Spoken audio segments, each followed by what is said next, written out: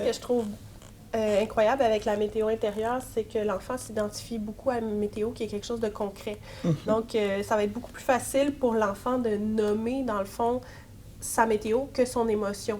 On va souvent voir l'enfant qui n'est pas capable de nommer l'émotion, mais la météo, ça, il la nomme sans problème. Donc, c'est beaucoup moins confrontant pour un petit, dans le fond, de nommer une météo, mais quand même, il nomme quelque chose, puis c'est tellement, il est capable de reconnaître que c'est ça, puis c'est tellement en lien avec ce qu'il vit. Fait que moi, je trouve que c'est incroyable parce que peut-être que sans cet outil-là, l'enfant nommerait même pas rien. Donc, c'est vraiment agréable de voir les enfants qui sont capables de se placer dans la météo par eux-mêmes. Là, c'est quand même incroyable. Puis à partir de quel âge, finalement, que tu vois que les enfants y arrivent? Ah, à 2 ans.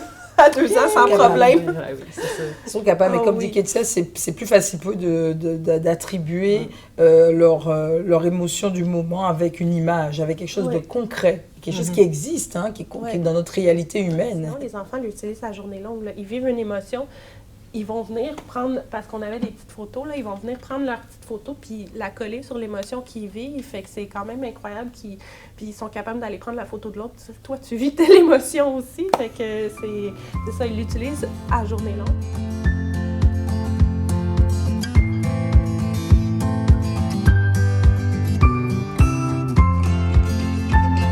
Pas rentrer ça comme c'est une saine habitude, mais on ne veut pas que ce soit une habitude qui soit obligatoire.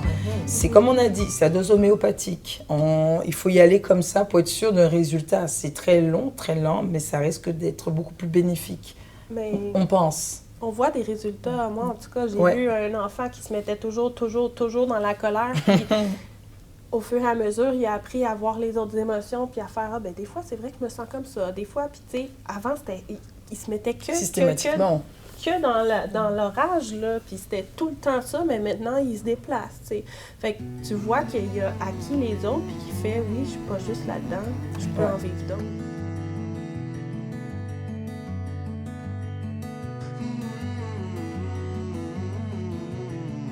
Moi, je trouve que ça a amélioré ma relation avec certains enfants qui nommaient pas, puis qui se braquaient, puis qu'en le nommant, je peux... tu sais, il y a une petite ouverture. Fait que c'est plus facile d'aller comme un peu gratter, puis faire « Ah, ouais, tu te sens comme ça, hein? Ben, je comprends. » Puis t'es vraiment plus empathique, comme tu dis, à travers ce qu'ils vivent, parce que des fois, ils nomment pas ce qu'ils vivent, puis tu peux pas être empathique parce que tu le sais pas. Donc là, tu sais, il y a des moments où il y a des enfants qui ont nommé des choses qu'ils n'auraient pas nommées autrement. Là. Fait que c'est pas des choses graves, là. C'est juste comme mais j'ai de la peine parce que je m'ennuie de maman. Mais tu sais, peut-être qu'ils l'auraient pas nommé sans la météo.